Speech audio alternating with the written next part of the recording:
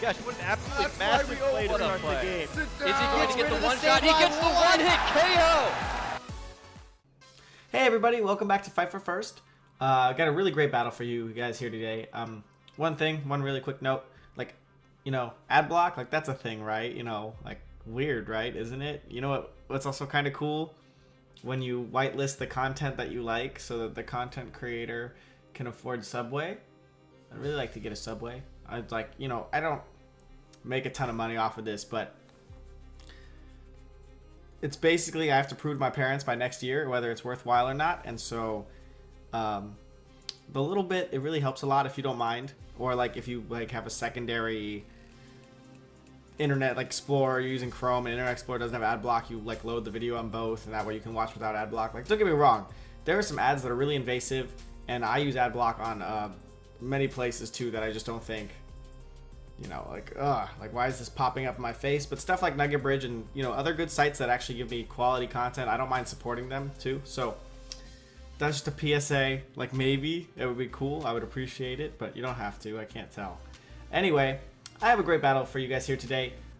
It was against a 1950-ish. As you can see, I saw Mega Charizard and Aegislash, and to me that immediately screams wide guard.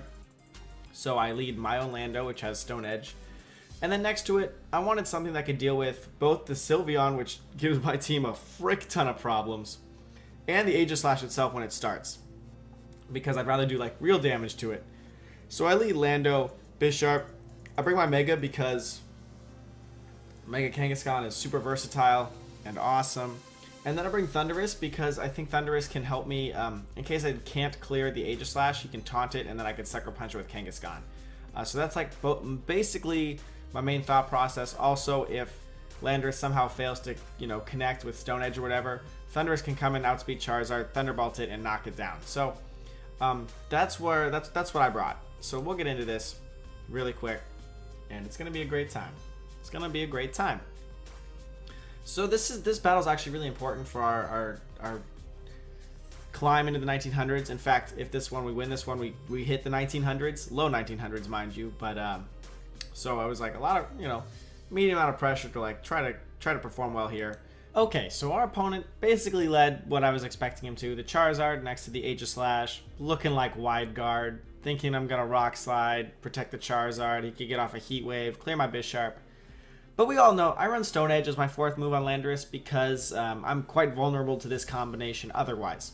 So I'm immediately going to elect to go for the Stone Edge here because I'm feeling. I thought the wide guard. I'm feeling the wide guard. I'm gonna play off of my instinct.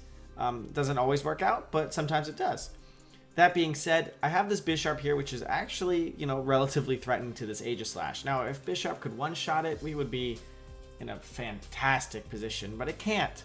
And so what can I do? I can Sucker Punch if I think he's going to attack for like good damage, not as much damage as a knockoff would do.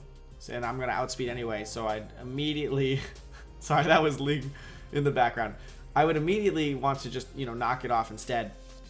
Or I could Iron Head it. Now, you would think, mate, why would you Iron Head? Alex, why would you Iron Head? Well, I tend to overthink things a lot. And so I'm sitting here thinking, okay, this Charizard's going to Mega. I can go Stone Edge. He's probably going to Wide Guard. But what if he Megas the Charizard? Because he's a 1900. You know, I know he's got a pretty good, you know, player knowledge. Probably pretty good. What if he Megas the Charizard, protects to scout for the Stone Edge, expecting himself to get knocked off, because that seems like the most logical play, just so his weakness policy activates and he can one-shot my Landorus.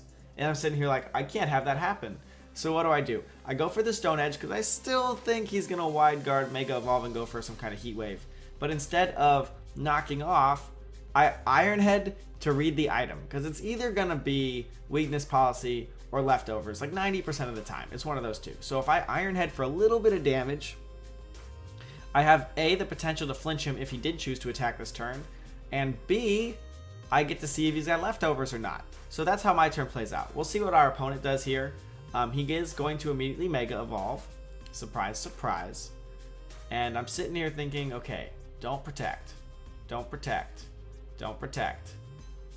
Drought comes up onto the field. Don't protect. Please don't protect. He goes for the Wide Guard. And I'm just thinking like, wish I had knocked off. But whatever. It's not a big deal right now. I'll land the Stone Miss, which is awesome because that move misses like every other time. They don't make 80% accuracy like they used to. Takes out the Charizard, no problem. And here I look like a noob Iron Heading into an Aegislash. But like I said, the thing is I wanted to see what the item was.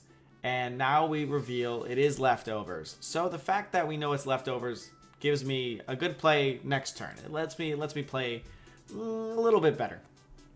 He sends in his own Landorus. Now, sending in a Landorus against a Bisharp.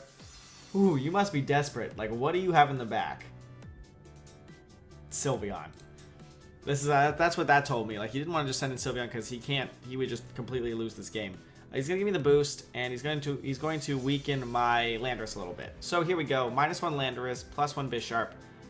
This leftovers Aegislash, which with a knockoff right now will get KO'd. And then, his own Landorus over there, which is still at full power, and I'm thinking, well, I know my Sucker Punch at +1's not gonna get it because I'm not Life Orb, I'm Focus Sash. So what if I Stone Edge him this turn, the Landorus, because most of them don't run Protect. I'm pretty sure, firing into it's going to be fine. What if I Stone Edge it this turn, and on the following turn, I can play with Bisharp. I can do whatever I want. I can Sucker Punch him if I want. I can knock off if I want. I'll be in a great position with this Bisharp because he could literally KO anything he wants to on this field, and probably in the back because I'm feeling like it's either Sylveon. It has to be something worse than this Landorus he sent out, and that's already a pretty bad play to send out this Landorus into my Bisharp. I also have a Focus Sash on the Bisharp, so keep in mind, okay? Thought process here: Stone Edge, protect the Bisharp, just because I'm afraid I might miss the Stone Edge, so I don't want to double into it this turn. If I land a Stone Edge next turn, I can Sucker Punch the Landorus if I choose, or I can go knock off the Aegislash if I think he's going to switch. We'll see what my opponent does, but I protect here just to get a read, because I'm not really too afraid about him doing too much damage to my Landorus. He shows superpower, he outspeeds me, so I know he's Scarfed. He avoids the Stone Edge, though, so it's like, and he'll go on the offensive with a Flash Cannon from his Aegislash. Now, that does a lot of damage. Oh my god. But he's locked himself into superpower. So I'm not afraid of Landorus getting KO'd from his Landorus. So I can either A, switch my Bisharp out. We know he's Scarfed. B, Sucker Punch the Aegislash. C, knock off the Aegislash. D, Sucker Punch and Stone Edge the Landorus. Or E, sit here, take the superpower, and for sure get, KO him back with a knockoff. I'm thinking to myself, I have this Landorus right now. Do I want to just sit in here at -1 Stone Edging anything now? Do I want to risk another Stone Edge Sucker Punch into the Landorus? And I decide, no, I don't need to play that riskily. I can save the Landorus for later.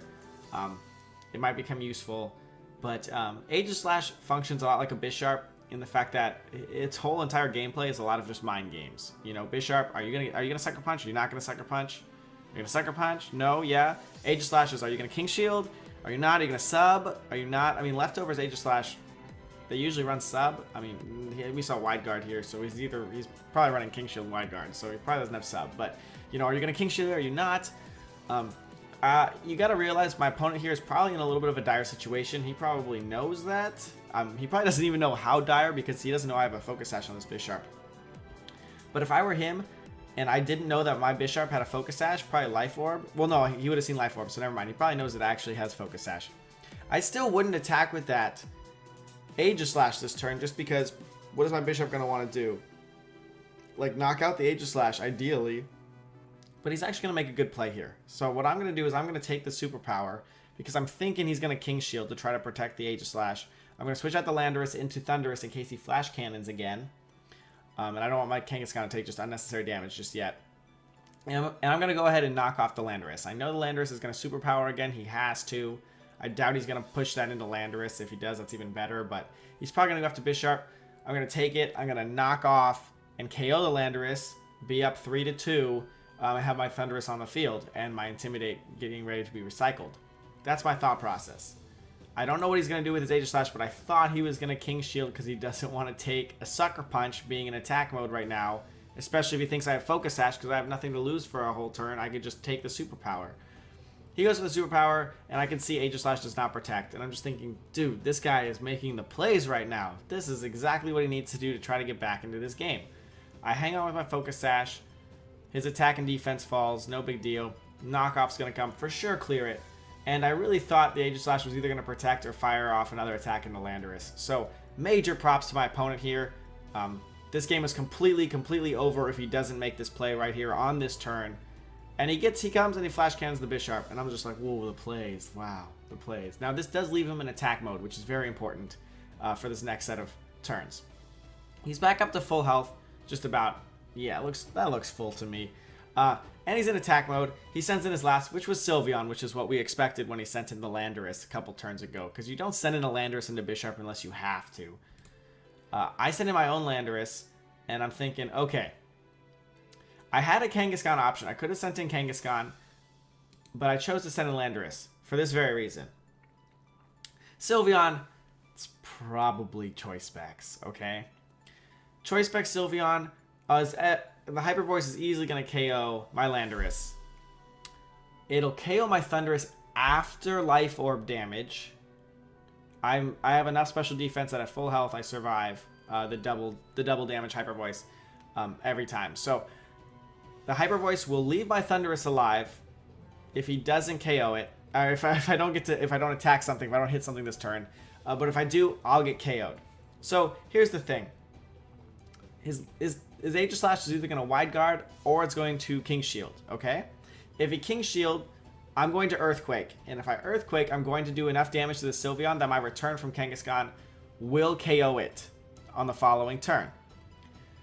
If that's true, my Landorus stays alive, or my Thundurus stays alive because I'm going to fire off an attack into Aegislash. If he King Shields, I don't take the Life Orb damage. I survive the Hyper Voice.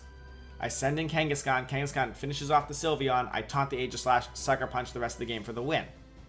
If he Wide Guards here, I Earthquake into nothing. I Thunderbolt the Aegislash, which with Life Orb is plenty enough damage to KO it.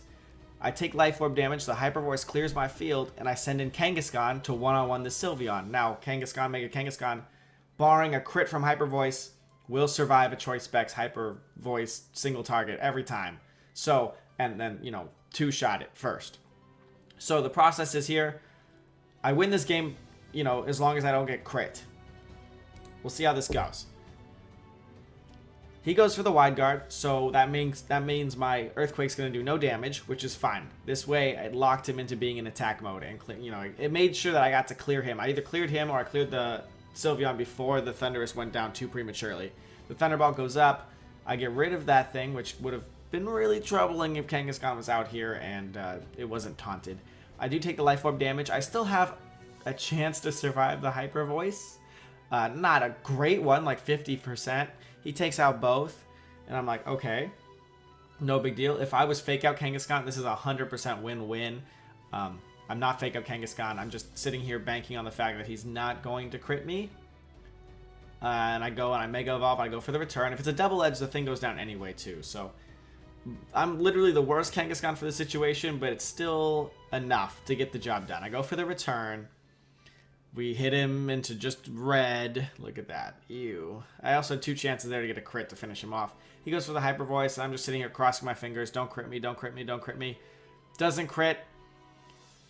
I hit Protect because for some reason I was like, what if he's got Quick Attack? But, I mean, I was just being extra super cautious. We already know that that kind of damage is Specs. And then I Sucker Punch here anyway in case, I don't know. It's just safe. It's just safe. So, the Sylveon goes down. The game's over. We break into the 1900s. Now, 1900s by itself was not high enough to be in the top 10, so it still takes us another couple battles. But that was our climb from 18 to 1900. These 5 games this whole week. So stop that. So thanks so much, guys, for being here. Hopefully that thought process helps. I'm going to show you guys probably 2 more battles next week in this style, maybe. Just because one of them's against a guy who is a 2000, and one of them was a guy who has this crazy play against me. It goes from a battle where it looks like I'm 100% in control to getting my butt whooped. So I really want to show that one too, because I just think it's incredible. I saved it because I was just like, I have to watch this again. I don't know how this happened, but that's about it. This was our climb into the 1900s. Thanks so much for being here. Yeah, like I said, I'll see you guys next week with some more battle videos. We'll get back to a real time, and hopefully, what is today's date? Like For me, it's the 12th. For you guys, it's a little bit deeper. The season resets on the 16th. I might end up just playing some of these extra matches and recording them before the season goes down, just to see how high we can get. But that'll just see. We'll just have to tell with time. As always, thanks, and see you guys next time.